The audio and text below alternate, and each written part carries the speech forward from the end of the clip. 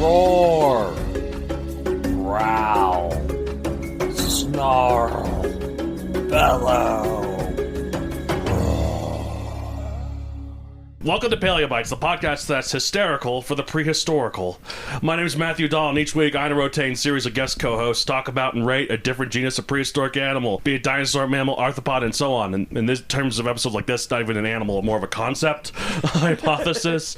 But this week I am joined by my sister and my niece, Jennifer Grossman and Logan. Say hello, Logan. Hello! How are you guys doing? We're doing good! We're doing great. That's good. That's good. This is gonna be a nightmare to edit with the way she's holding the microphone. We'll hold it better. Okay. Yes. Hello. Well, I like to open up with new co-hosts, their favorite Dinosaur question, and Logan, I guess, is a new co-host. You've been on before, once, about 4 years ago. I've been on once, yes. I'm a returning co-host. Yes, you are. Now, you two be quiet. I am all done with this podcast. Oh, you were all done with this podcast? All right, fine, then leave. Already? Go. I'm not leaving! Well, I thought you were all done with it. Well, you guys are the ones who need to stop. This is my show. I make money off of this. This is Matt's podcast, and we're co-hosts today. Yes, you're guests, so we have to... be my guest, Logan. You've seen Beauty and the Beast. We can do it. We're doing good. Okay, yes, I see that look of regret on your face. All right, so your favorite dinosaur is Triceratops, yes, Logan? Yes, it is. Okay, cool. By the way, it's her 5th birthday around this time, listeners. So. My 5th birthday is this Wednesday. Yes, which, if this episode comes out on Tuesday, it's tomorrow, listeners. All right. So... And my dad's birthday is on Tuesday. And Oh, my this comes out on your dad's on birthday. Monday. I'm glad we're sharing all this personal information to the internet.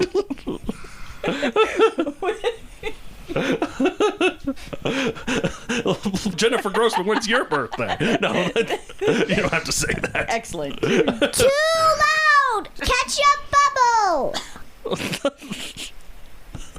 Okay. Okay. Podcast is Yes, we're talking about serious stuff. Do you know about abiogenesis? And do you know abiogenesis or abiogenesis though? You know, it's like the formation of life. We do not know about that. All right, well, I'm going to talk to you Tell us what it is. All right, hold on. It's about abiogenesis is just how life was formed. Okay. It's like when all the proteins and whatever came together to form life. So, anyways, but we'll talk about that. We'll talk about panspermia. That's the term I was looking for. Yeah. Panspermia is the theory that life did not originate from Earth specific, or the compounds did not originate from Earth specifically. Came from space. Came from space. Anyways, we'll get on to that. We're talking about. So last time we talked about LUCA, the last universal common ancestor. When you're on, yes. This is a prequel episode because we're talking about FUCA. The first universal common ancestor. Hey, Logan, can you say LUCA? I already have a LUCA in my school. You have a LUCA in your school? The last universal common ancestor? Is that Logan's school, listeners? We're talking about FUCA now, the first universal common ancestor type. It's a non-cellular entity, a type of organism that's pretty much the first. Here I thought that all organisms had cells, like an uncultured swine. It would have to be the first organism. Well, the first organism that split off into other organisms, I guess. So, yes. So, yeah, like... That its progeny didn't die off completely. Right. The first organism that's progeny didn't die off completely. Size, presumably incredibly microscopically small. But what if it was big? Imagine if it was some gargantuan gelatinous compound. I have some things to say about dinosaurs. Okay, cool. Yes. They're about Triceratopses. Yes. Okay. Triceratopses have 3 horns on top of their head. Yep, that's true. I would say that's not that's information that the show already knows, but this show is pretty basic. So maybe some people don't know that. T-Rexes have 2 tiny little arms and big crushing feet. They do. Hey, Logan, do you know how many fingers that T-Rex has per little arm? 2. Yes! Actually, here's the thing, because frequent guest co-host Lexi thought it was 3 and was very disturbed when I told her it was 2. Seems weird. Yeah. So you know more than Lexi, and she's older than me. Well, I have something to say about T-Rexes. Okay, yes, and then we'll get back to Fuka. Do you know why they have 2 fingers? Why do they have 2 fingers? So they can scratch. That is true. I feel like they could do that with more than 2 fingers, though. I can scratch and I have 5. Well, T-Rexes only have 2 fingers. I mean 4 fingers. Yeah, 4 fingers total, yes. And cats have 10. That's true. Wait, do they? Or, I actually don't know about cats. I thought they had, like, well, I guess if you look at the dogs, they probably have, this is related to Fuka, listeners. It's okay. Think about how many toes you have. I have 10 toes. And 10 fingers. Yeah, but I'm not a cat. Cats have 10 sharp claws. All right, hold on. This is very important stuff, listeners, about Fuka. So how many claws does a cat have? Awesome. How many claws do cats have? Wow, it hurt me. 18! 5 on each front paw and 4 on each hind paw. Wow. So it had 2 less than we do. So anyways, diet of Fuka. Hold the mic so we can talk about Fuka. And Yes, okay, so Let's talk about Fuka. diet, proteins, and meat. Yes. Well, I did have a question. Yes, okay, is it about Fuka? I was just wondering if anybody has a hypothesis about the number of generations between LUCA and Fuka. It's pretty quick, but there's actually a lot of difference between Fuka and LUCA, because LUCA has cells. LUCA actually is an organism. Fuka is like a weird collection of amino acids that are like don't even have cells. Right, Yeah, right. so yes, Logan, you have your hand raised. LUCA and Fuka rhyme. They do, because they both stand for different things. LUCA stands for the last universal common ancestor. Fuka's the first universal common ancestor. Exactly. Yeah, she gets it. All right, time. At least 4 billion years ago, and considering the Earth as a whole was only 4.5 billion years old, we can't go back much further on this show. That's really old. Yeah, this thing might have predated the moon. Who knows? Wow. So, Wow.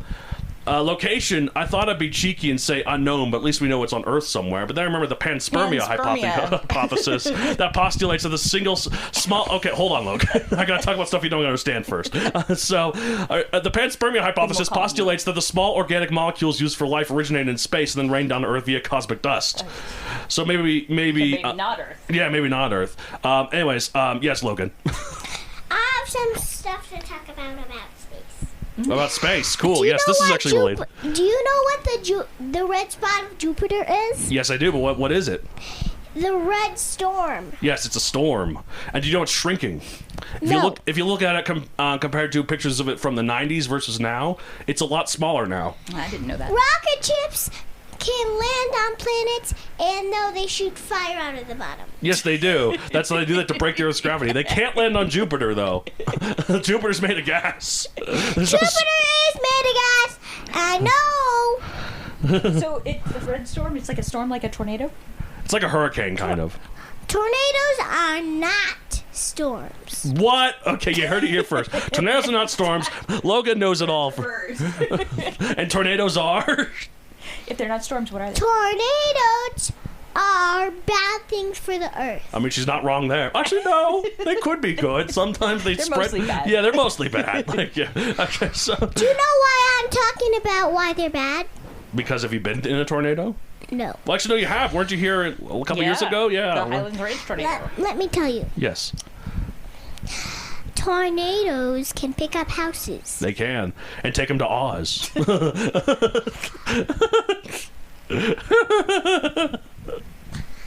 Tornadoes don't really do that. That's true. She's got to the point where she can suspend her disbelief just yet. And she knows. So, Okay, let Uncle Matt tell us some more. described, I don't know, never. This Fuka isn't really a thing that was described in the sense of genus. It was a genus of living thing. This is a concept, not a creature. Pop culture appearances. We all remember the big action sequence in Jurassic Park, right, where Alan Grant and the kids were threatened by a swarm of Fuka. Yeah, no, of course not. There's no pop culture appearances for this thing. But so, anyways, understanding Fuka helps us getting closer to answering the big question: how did life even begin? Like that's what abiogenesis is. Abiogenesis. Bio and genesis, like out of genesis of life without living things. Yes, Logan. Dinosaurs died because of the asteroid was. What did the asteroid do, Logan? The asteroid was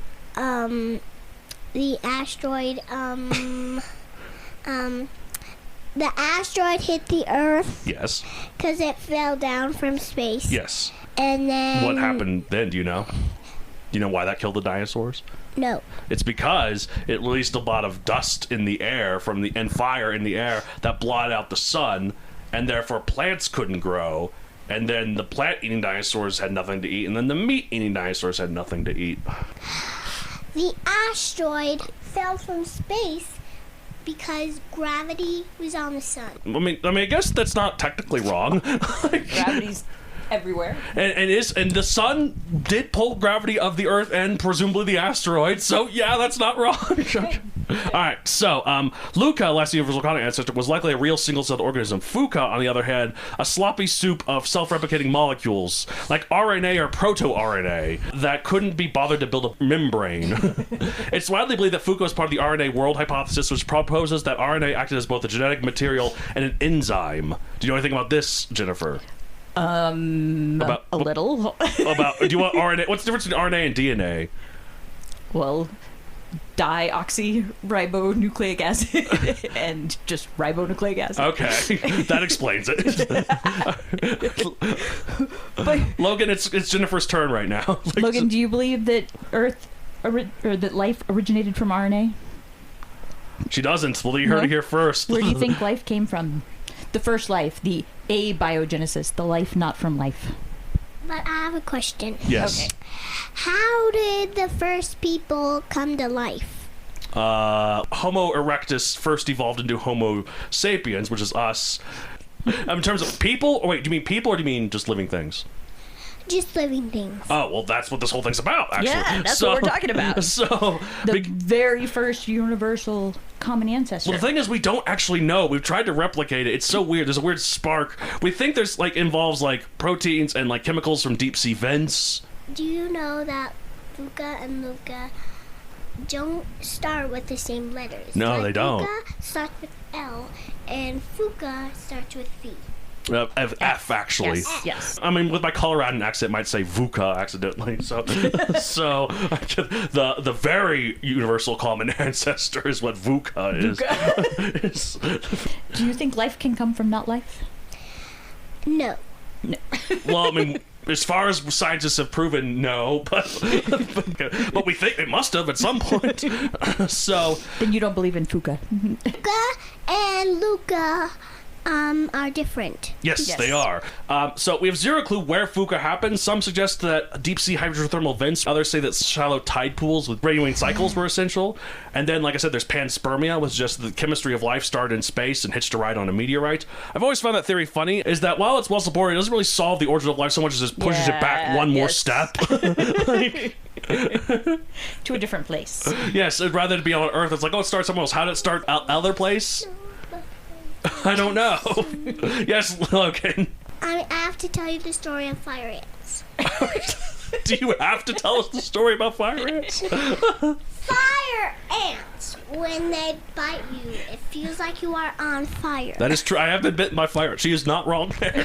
My mom, one time when my mom and you and Aunt Blake and Aunt Blair lived in Texas, Yes. my mom stood on the fire ant mound. Oh, it's not fun.